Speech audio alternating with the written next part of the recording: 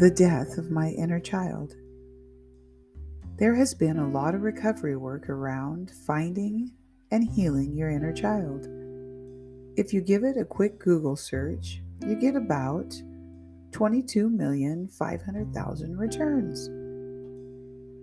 I was probably 5 or 6 when my dad decided that we had too many cats in the world and he needed to rid us from the burden of these precious baby kittens. One of our country cats had just given birth to these beautiful furry babies. My brother and I adored the kittens, and we were outside playing them when Dad walked up to execute his plan. He staged the scene using a large stump for his chopping block and carried a hulking wooden-handled axe. Without a word, Dad reached down, picked up one of those kittens, and placed its head on the rough top of that chopping block. He raised his arm up high and smashed the first little guy in the head using the blunt end of that axe. It slammed so hard into his little tiny spongy head that blood immediately gushed from his mouth. His tongue flopped out and his little eyes bulged. I couldn't look away.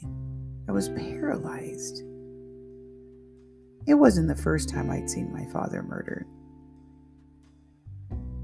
I don't know if I watched the rest of those kittens be killed, but I certainly remember the first.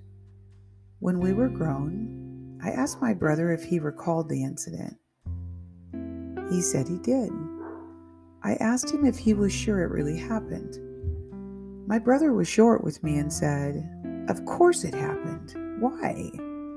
I replied, "Because there's just so much bad in my mind, I want to be sure it really happened." This is how I healed my inner child. I went back time and time and time again, retracing the shadows of my mind.